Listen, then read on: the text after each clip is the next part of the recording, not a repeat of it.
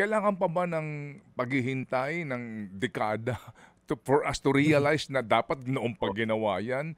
So, sir Opo. sir, ang problema diyan leadership, 'di ba? Yung nanguna sa Mm. mga agencies na dapat I mean, with all due respect, right? Kasi before we can Yes address po. this learning crisis, I think we have first to address the leadership crisis in government. I mean, Yes. sorry po to ask Yes. you this Po. point blank Hindi, question. Sir, go okey ahead lang po. po sir. Opo, opo.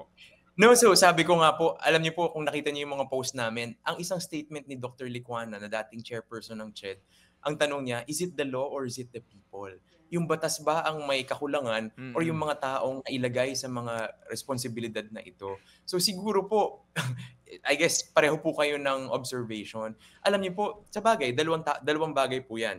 Yung liderato at yung kakayanan na mag-coordinate o yung pagko-coordinate. Kasi nakita po natin, kasi coordination can happen voluntarily or through platforms that force them to. Ang nakita po natin, marami pong bagay, maraming ahensya, talagang walang coordination, hirap Mm. sila. At yun Mm. po yung dahilan kung bakit nag-propose tayo ng Cabinet Cluster for Education para Opo. siguruhin na talagang ano man ang mangyari, mapipilitan silang umupo, mag-usap, at Mm. talagang may magsisiyasat at susubaybay sa ginagawa nila. Kasi hindi po pwedeng Opo. ipagpatuloy pa ito. As you said, Sir Ted, simple lang ito eh. Hindi naman to AI, hindi naman to ano, genius. Hindi mo kailangan ng genius dito. Kailangan mo Opo, lang ng opo. diligence tsaka ng coordination po.